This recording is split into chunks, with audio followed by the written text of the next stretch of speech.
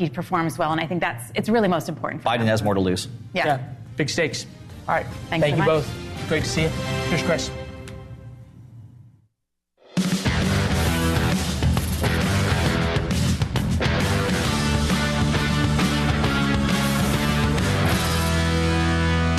Hello, I'm Chris Cuomo. Thank you for the company. What do you say? Let's get after it. The election season just got real. The most important presidential debate in decades is just 2 days away. And I know your screens are flooded with all these talking heads and different outlets telling you, here's the strategy, these are the tactics, this is what. Most of that is what you think it is. Noise, BS. Let me tell you a couple of things that I know, as a matter of fact. Neither of these guys are known for being coachable or for being rigorous in their preparation. So the idea that they're all banging the books the way a Clinton did, that's not who they are. That's not what it's going to be. They are going to say the things you're used to them saying. The question is different. It's about how are they perceived. And that's why this debate matters specifically because of how on the right it has been so single focus. Biden is mentally gone. They set a low bar. Okay? Now, also, both of these guys, no matter what anybody says to you, are not known for being good debaters. Biden was judged well relatively against Trump, but he's a different man now. And the stakes are higher for his performance. So instead of jazzing you with theoretical talk, tonight I want to look at absolutely what will impact what we hear on Thursday. And we will absolutely know more about that question tonight. Why? Because it's primary day in key states all over the country. So we're going to see what issues and attitudes are winning the day in each party. But more importantly, the who takes you to the what, okay, for both parties, meaning what matters and what you'll hear from these candidates. Here's what I mean. On the Democrat side, okay, if you want to know, like, what part of that party is going to be pushing Biden, you have to watch the race that's here in New York between two Democrats going for a congressional nomination, right, for their party. It is a great test of the strength of the left fringe. One of the two candidates, Jamal Bowman, he's the guy who pulled the fire alarm to stall the stopgap vote. You remember that? He sounded another alarm within the party and without by accusing Israel of genocide. AOC has been loving him up as a member of the squad. So it is a great test for the strength of that left fringe. Are they in control? Now, the bigger question, which will be answered in a large part tonight, who's going to get to point to the primaries around the country as proof of their strength? Biden or Trump? For instance, if Trump's picks lose the primaries that they're in, Biden's going to sing that song all night long. Trumpism is over. Trumpism is over. Okay? Conversely, if you see the guy from the squad winning in New York, and in a couple of other places you see more progressive lefties winning, that is going to be very telling for what Donald Trump, at a minimum, will hold Joe Biden to account for. Who are you listening to?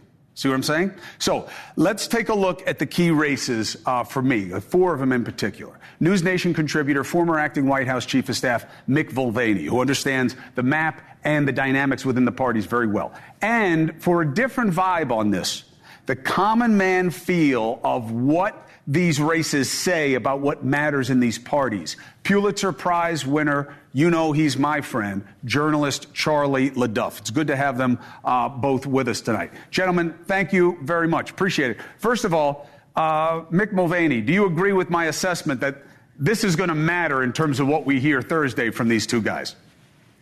Yeah, a little bit, Chris. I think it probably matters more on the Democrat side than on the Republican side, because what's dividing Republicans right now is Trump, right? Look at the case, a race you didn't mention, which is the Bob Good race versus McGuire in Virginia. This is the chairman of the Freedom Caucus running against an outside challenger, and Trump has come out against Good. Good is losing. He's down by about 300 votes after the original count. There's probably going to be a recount. Trump is the issue there. Kevin McCarthy was also involved in the race, but it's really Trump versus non-Trump. In the Bowman case up in New York, it's about Palestine, and that's a little bit different. If Trump loses, you're right. Biden might try to make him look weak. But regardless of the outcome of the New York case, Trump is going to be able to look at Biden and go, which side of the Palestine issue are you on again? Right. Because you've been on both sides. I see it a little bit different for both parties. Yeah, no, good. You should. So do I. Charlie, let's go back to that, the Bob Good race for a second, and then we'll talk about this one. Because Bob Good was for DeSantis, okay? And now it's about, does that price still get paid in blood at the polls in a primary? But it's offset by another equal aggravating factor, which is the guy he's running against, McGuire, is an election denier. So how do you handicap that in terms of the message it might send? Well, who's up right now? Is it McGuire? 300? By about 300 or so? So, I mean, this has been a couple of days now, and I live in Detroit. We've been through the recounts, and it's probably going to be McGuire. So, at least up here, I want to say this, first of all, to your audience. I've been watching the news, too, and this is the type of time where I'm sick of it, the talking heads. I'm supposed to be on telling Virginia what's going on there. I don't know what's going on there, but a lot of what happens in Virginia and in White Plains, the Bronx, and Colorado mirrors what's going on here. So what I figure is McGuire wins it. You're going to have a Republican seat anyway. So by the time this is all said and done, who controls Congress? They're going to hold the seat. Now we got to look at the swing areas. That's what really matters to me and what is really mattering in Michigan and Colorado, et cetera. Well, that is true in the general. But what this will tell us is, one, who's going to brag on Thursday night? Like, if Trump's guys, if he wins in this race, if he holds on to it, Trump is going to extend it to what we saw in other primaries and what's working around the country as strength of him. Now, to your point, Mick, this is an equal opposite point in New York. Bowman has had AOC all over him. It's an interesting gamble for her to go all in on Bowman like this in the squad. What does it mean to Joe Biden if Bowman wins? What does that enable? You had said earlier, which side of the issue are you on? I think it's more for Trump about scaring people about what a Jamal Bowman represents in terms of the kinds of policies Joe Biden will bring to the southern border and to issues of equity in society, no? Yeah, it's a great question. I hadn't thought about it. You just mentioned it, and it has something to do with Michigan. If Bowman wins, it means that the anti-Israel wing of the party is stronger than everybody thinks. Mm-hmm. And the pro-Palestinian wing of the party is stronger than everybody thinks. And Biden's going to sit back and go, holy cow, I now have a problem in Michigan. Because we all know that the place where the Palestinian Americans have the largest impact on the outcome of this election in 2020 in November is going to be in Michigan, to a lesser extent in Pennsylvania. So if Bowman wins, I think it does cause Biden some headaches in Michigan because he might have to tack further to the left, further anti-Israel in order to make sure he shores up that part of his base. Yeah, Michigan, Charlie, how big a deal do you think in winning that race in the presidential race will be that issue? I think, again, I'm from here, so I can speak plainly on that. That's why I asked you. It's very overstated. the Arab vote, the Dearborn vote, the Palestinian vote, the Arab vote in Michigan is less than 1%, right? People working in the auto industry, it's 15%. Even in, like Rashida Tlaib has Dearborn, but she's also got Detroit. She's got Southfield, which is a lot of conservative Jews, and then the working class white Catholics to the west. She's not popular. Bowman's not popular. He's got a better chance tonight of losing than winning. And remember this, everybody in Congress, you're less popular than colonoscopies, rickets, and gonorrhea. That's a real poll. So, Bowman, do what we told you to do and go out there and do it. We didn't tell you to go out there and dance and cease fire. 15% of Westchester County is Jewish. What do you think you're doing, dude? I think with a well-organized and well-funded campaign, which he faced, he's more likely to go down tonight than he is to win. Well, he does have a big charisma advantage over Latimer. Interesting, Latimer has Hillary Clinton pushing for him in more of a subtle way, but it's an interesting kind of just a reflection inside that party. I can't get past the idea that anybody gave a favorable appraisal in a poll to gonorrhea. Who answers that question in the positive? Oh, gonorrhea? No, I like that. I like gonorrhea. Compared to Congress and the media, you're damn right. Well, It's I guess if you math. made it that way, if it's an offset, which would you rather be, gonorrhea or a congressman? I'd rather hang out with Ricketts. That's right. Ricketts. I haven't heard that word in a long time. So let me ask you one other race. I like what's going on with Lauren Boebert. I think it's an interesting test of the transferability of being a Trump person. So just to remind everybody, Boebert had a tight race in 2022. Literally, it was under 1,000 votes. I think it was like right around 500 votes. So she's now running in a more conservative district, okay? And as a result, heavily favored to win, says the Wall Street Journal, who's been pretty good on this. Boebert voted in line with Trump 100% of the time. So this is a test of strength. She's the one who got kicked out of the play for vaping. The reason I say that, the reason I say the thing about Bowman pulling the alarm is because that's how people remember these guys. Otherwise, they get lost in the mix. Charlie, what matters to you about this move by Boebert to go to a more conservative district and what this means?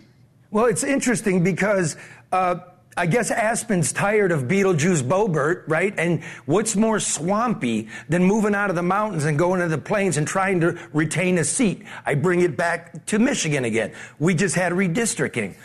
6 Congress people, 2 Republicans, 4 Democrats, moved. It was so ridiculous. I was going to start a moving company called House Movers.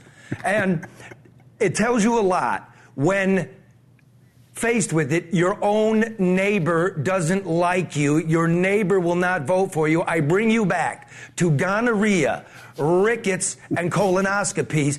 Clean the swamp. They're not doing our bidding, and that's really what is going on in America. We can't afford a hamburger. Every time you go, that's like Rip Van Winkle.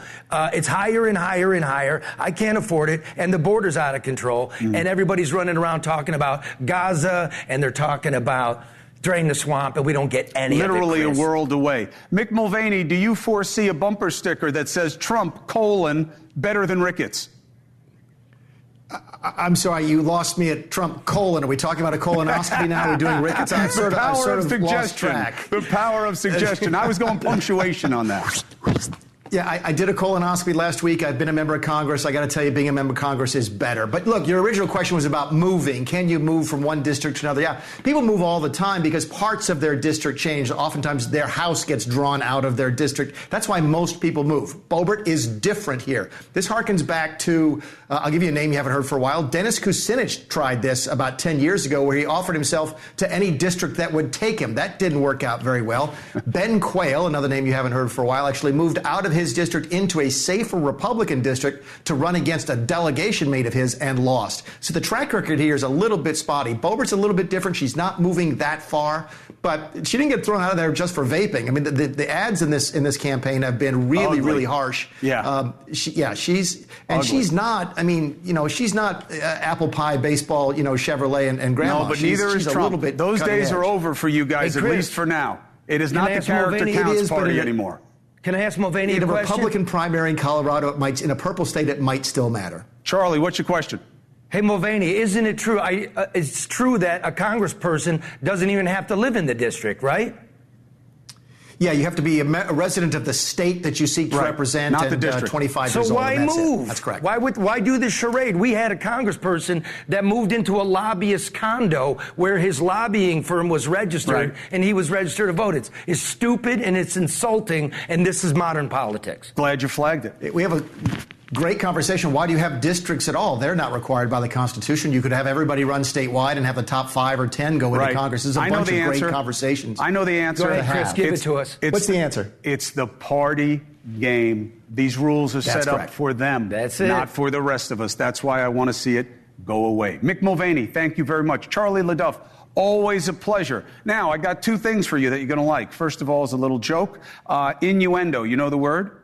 Another way to look at it, Italian suppository. Second thing, not as funny, but much more meaningful. We're trying something new in this break, 4 minutes and 5 seconds. Check this out. You're going to get squeezebacks, meaning that the screen is going to change. You're going to be seeing the commercial, but you will still get to check in with the show and see what we're doing in between the segments. So I'm not going away all the way, all right? And we're going to work on it and see how much of it we can get you to hear as well, because very often the spiciest TV happens in the breaks. All right, when we come back, guess who's here? Egyptian-born comedian Bosam Youssef. The Egyptian Jon Stewart. You know what? I think he's better than that. He's got tens of millions of followers because he has connected people to the reality of the Middle East. Now I want to bring it home. What does he think he's learned about America from how it's reacting to what's happening over there? Next. I made a couple of YouTube videos channeling a very cheap knockoff version of The Daily Show, and it went viral. And before I knew it, I was on television with a very small show. On that day, I left medicine, and because of that decision, many more patients are alive today. Bosam Youssef is a beautiful guy and a great comedian. I don't like just describing him as the Egyptian-born Jon Stewart. He's a lot more than that because he has given millions of Americans perspective on the realities of the Middle East they didn't have before. Now, I'm not saying you're going to agree with everything, but that's not the point. The point is it food for thought? And the answer is absolutely yes. It's great to have you back. Thank you so much. You've been touring all over the world. Yes. You just gave me a little tasty bit in the commercial that you are going to tape your own special. Yes. And then we'll see where it lands. Yes, hopefully in October in the Wiltern in Los Angeles, 4th of October. Now, when they were chasing you essentially out of Egypt, did you ever imagine that living your dream of testing power through humor and human dynamics, that you would be not just in America, not just around the world telling jokes, but that you'd be doing a special and maybe, you know, who knows next? No, I never thought about it, but it's funny that you mentioned Egypt because I have to say that watching the news in America in the last few months kind of gave me a sense of nostalgia. I kind of like, it's like, oh my God, I feel like home.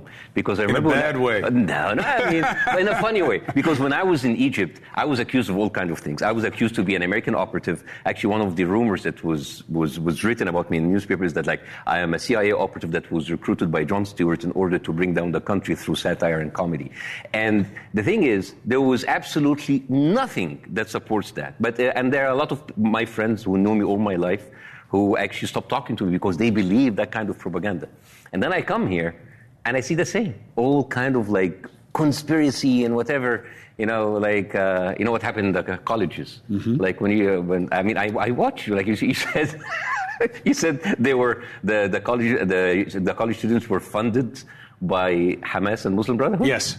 Wow. How, do you know what does that mean to me? Because like in Egypt, it makes sense that America can infiltrate Egypt and it like fund people inside. But when you tell me like Hamas is funding people inside America, this is like the Amish hacking NASA. It's like the Wi-Fi in the Hamas tunnels really work that well. How does this work here? I mean, and how people, it's like so easy to accuse people of being funded, but is there any evidence of this? Has like the CIA, the Treasury, has the NSA actually had like reports about that? The good bad news is wouldn't be the CIA, but if a government agency came out and said, we know this, people wouldn't believe it.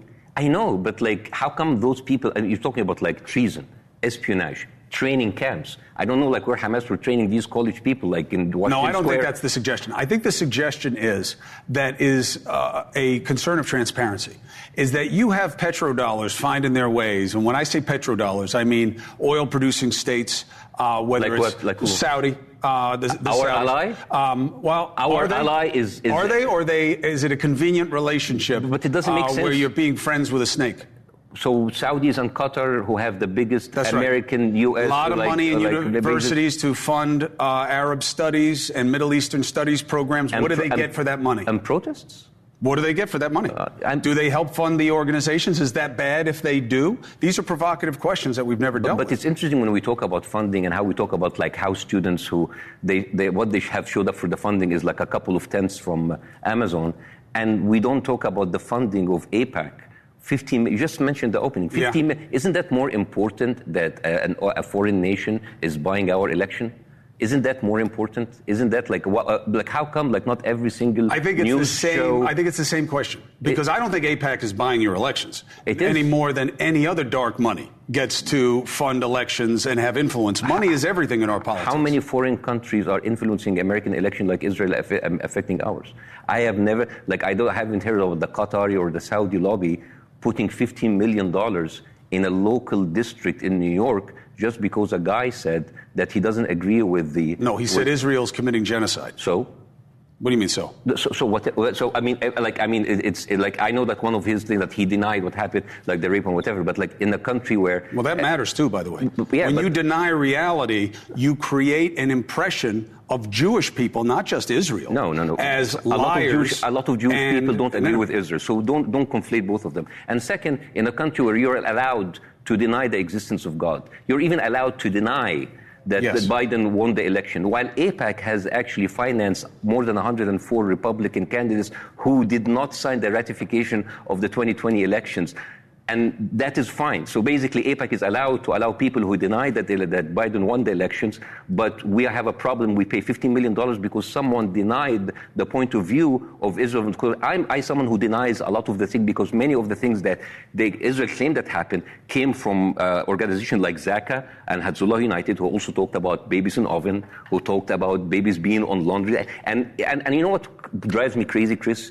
That even the Israeli media, they have refuted these lies many times, and and that's why I believe in you. I believe that you're an independent journalist and you can do something that not a single American news person have done. That just translate what is being said in the Israeli media. The Israeli media said that there was no babies in office. Many of the sexual harassment, sexual violence did not happen. Many of the women that was mentioned in the Sheryl Sandberg movie and the New York Times article were actually found to be true. Even there was like families of women that said they were being raped and burned, said like that didn't happen.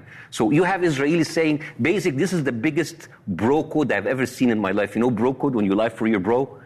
You're lying for your bro, and your bro doesn't want you to lie because he said like that didn't happen. So I don't know why is the American media being more royal than the king? Why they are not actually telling you what the Israeli media is telling about October 7th? I think it gets complicated in this way. Were people sexually abused, killed, and a whole host of other things on October 7th? Yes, full stop. Sure, yeah. So when you start slicing into, but this one didn't happen, even if this did, even if they did this, and this, they didn't do that, it starts to get into comparing the horrible in a way that distorts the reality. The reality is October 7th happened and it was terrible. That should be enough. To do an accounting of it, I think, is counterproductive. Does it matter that there weren't the dead babies and the headless babies? Yes, which is why I brought it up so much with the IDF. Because the decapitated babies in that oven, was a very the powerful image. All of that was actually made in order to have people turning a blind eye for the genocide. And I believe what's happening is genocide. And if you don't like the word genocide, how about too much killing? We can say the extreme. Well, they're very different things. And here's why I don't like genocide. We both know if the Israeli army wanted to kill as many people as they can, there'd be no people left there. Let's do. Here's the thing. I actually, one of the things the exercise that I tried to do is I tried to see things from Israeli point of view. I understand that there's like a lot of anti-Semitism. There's a lot of anti-Semitism. There's a lot of people hate us, and that's why we need to kill as many Hamas people, and we need to eradicate Hamas. There's a collateral damage. We can't do anything about it. But I don't think that's enough.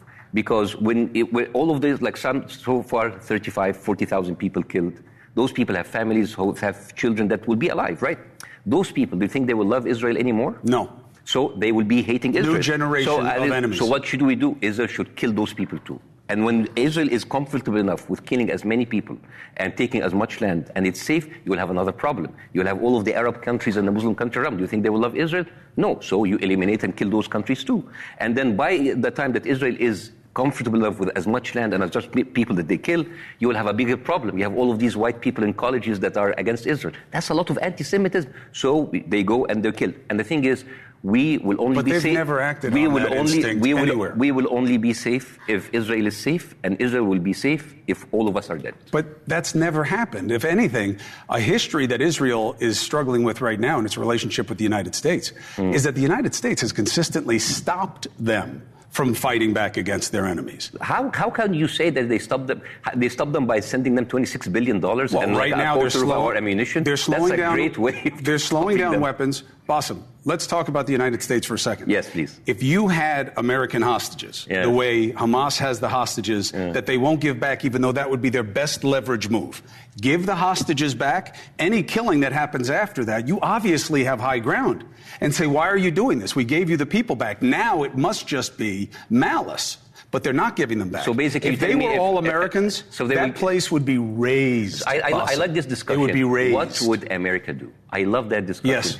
And I want to much more than Israel and has. I tell all of the kids watching us. Much more than Israel has. Whenever you are faced with this dilemma, yes. What if you have a moral dilemma? Always ask yourself, what would America do? Because that is a very impeccable track of foreign wars. WWAD. So what should we do next? I mean, if America, what's next? Sending them like chicken pox blankets? I mean, this is what America would do with all of that history. Is like taking marriage advice from Henry VIII, like till death do us part. But literally, it is relative. It's like taking inclusion tips from the Inquisition. Yes, but that is the state of play. And look, it's not like we're dealing with the Middle East with the most genteel people. I could make a very easy argument that I'm sure you would accept that your home country, Egypt, their border wall with Rafah and Palestine does not speak to brotherhood.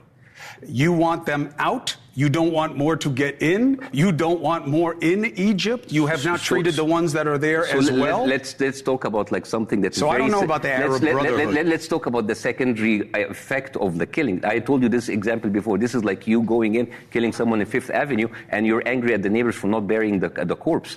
I don't understand.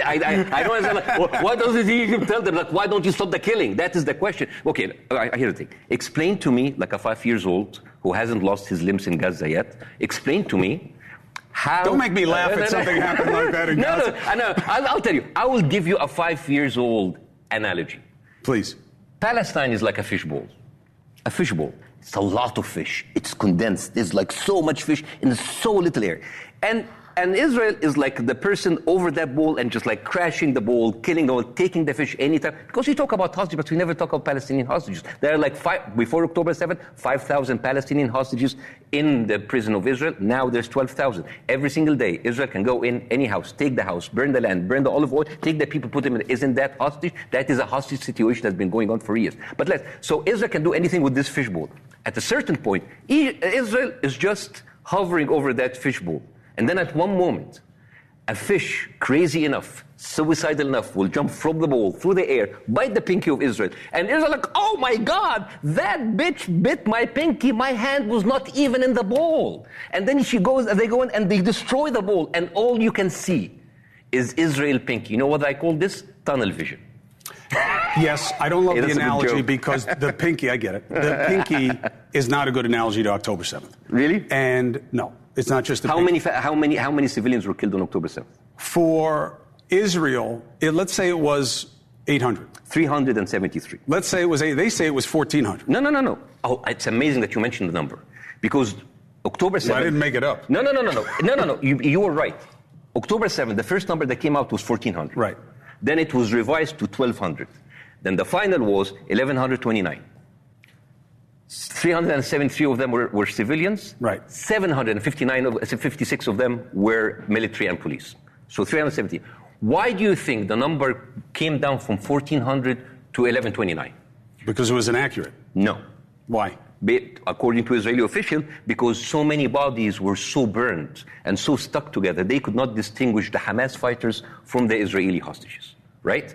So that much fire that burns the body that much, do you think people with machine guns on motorcycle have that kind of fire? No, that was the firepower of tanks and Apache. And according to Israeli witnesses, Israel was according to a Hannibal directive, if people would like to actually look that up, Israel actually killed many of those hostages on the way out. As a matter of fact, one of the soldiers said, I saw a car running back to the borders, and I know that there were hostages, so I thought of killing everybody instead of taking them hostage. And that is so effective. You understand what this soldier said? He was okay, if they are dead, there's no hostages, There's no rescue effort, so now I have saved one shift. This is amazing. Basically, like their idea of not negotiating with terrorists is not have anything to negotiate about.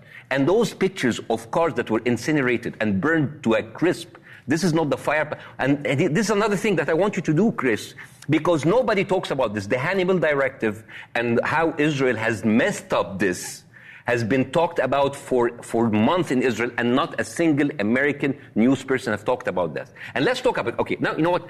I will talk to you as an American funder. My tax money funds that war.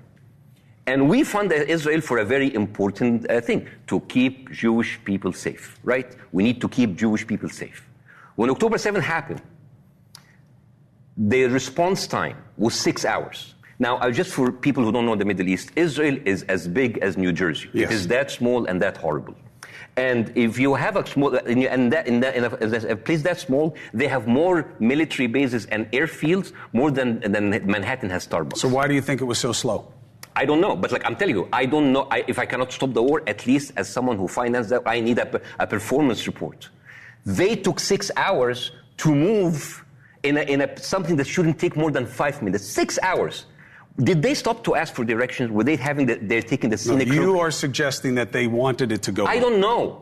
I am asking you as a performer, why are we not talking about the failure of that state that we finance and we pay? Because they're in the midst of crisis. Look, no. When we were in the middle of the crisis, you can evaluate the people that you are financing. 26 billion, and also we never do that. And also, like crisis, we never do that. I'm sick and tired of this, Chris. We never do that. Bosam, just so you know, they cannot play the victim and the oppressor in the same time. They have been crying for 8 months. I would argue that Israel is the only place that can argue both at the same time. No. They are both David and Goliath. They are the strongest in the region. They are also the most hunted in the region. They are a small group of people who've been kicked out of all the surrounding countries. They are left in one. And they are very strong in that one. Israel is. Where did all the Jews go in the other countries? Israel, I can tell you exactly how that happened, but like Israel is like a serial killer who is bitching about a paper cut while he's on a killing spree. That is what Israel is. They, the whole most hunted. You know, when Iran. How often is a serial killer surrounded by people who want to kill him? Really, they are surrounded by people who protected him. You know, like when Iran sent the drone attacks. Where do you think the flights that actually intercept? They came from Arab countries that are friends from Israel. The biggest military power in the region is Egypt. Did you see Egypt firing a single missile towards Israel? Jordan, Saudi Arabia. Do you see? You're talking about Hezbollah and Hamas, two militant groups. You really believe that Egypt is an ally of Israel? It's not an enemy. Well, that's not the same thing. No, it's not an enemy, because you're telling me everybody you hunt. Are you my friend or you're not my enemy? No. You're telling me they're hunted. I don't see Israel hunting. I don't see Egypt hunting Israel or Jordan hunting not Israel. Not right now. They have in the past. So basically, and if it weren't for the United States, Israel would have taken out Egypt. I feel. Yeah. Well, actually, you know, like Egypt takes aid from America in order for Israel's security. You understand how much Israel is costing us? And let's talk about America again for a second. You have a joint session from Congress inviting Netanyahu, a war criminal, someone with a global approval rate what's worse than Satan. And then you bring them here. While the whole world telling you this is a war criminal, you have people going on pilgrimages to Tel Aviv to tell Netanyahu that we're very sorry for Biden is not supporting you enough. And who are these people loyal to? Are they loyal to the United States, or are they loyal to the people who pay for their elections?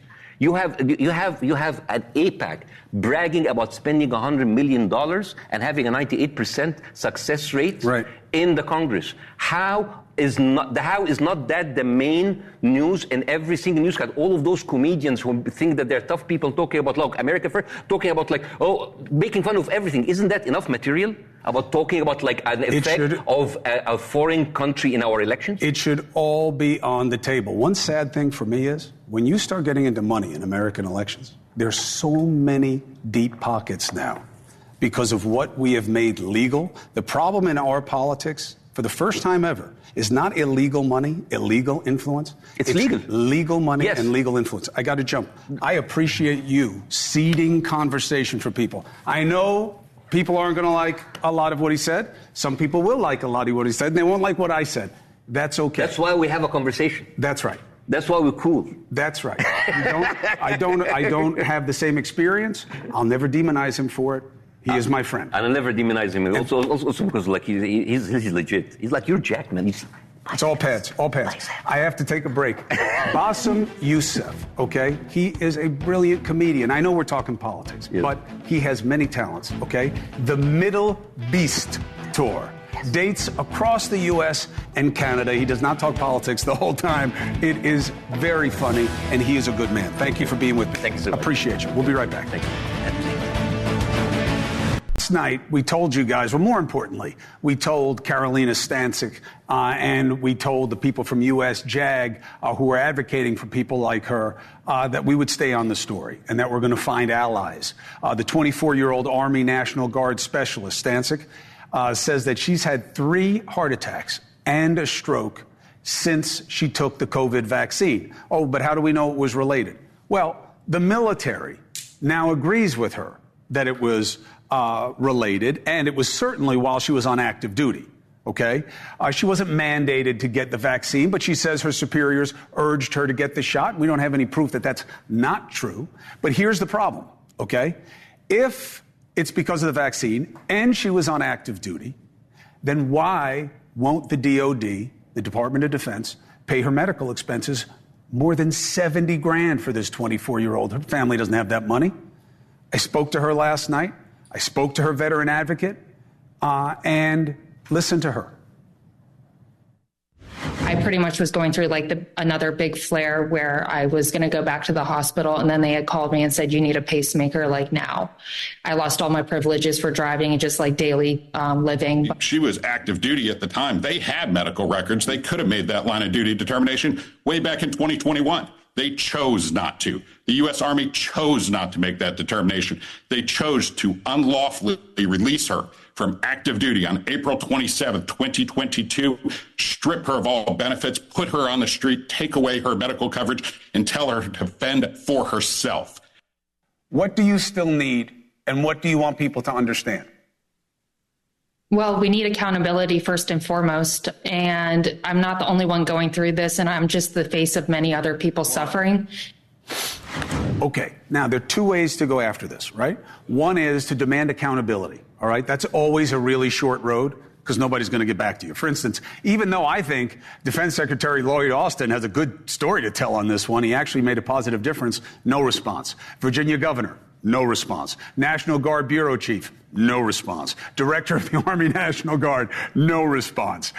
General Randy George and Army Colonel Natalie Llewellyn, who were involved, no response. One official declined our request, but he did send us a statement. He says, in part, the Virginia National Guard assisted her with making submissions to get her medical expenses reimbursed, which is great, but they didn't get reimbursed.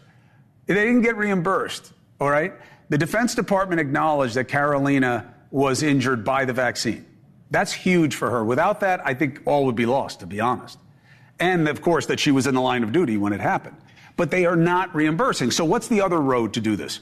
Find allies. And we have one. Congressman Carlos Jimenez, all right, Republican, Florida, serves on the House Armed Services Committee, so he's not just the guy who's saying, oh, I want to help, but he doesn't have portfolio. He has portfolio. He's also on the Homeland Security Committee. Congressman, it's good to have you back, as always. It's my pleasure. How you doing, Chris? And I want the audience to know he has not owned this situation. This was not put in front of him, and he passed over it. He's not part of the problem.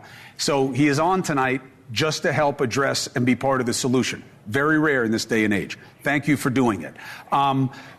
You've heard about the Air National Guard and systemic issues there and the concerns.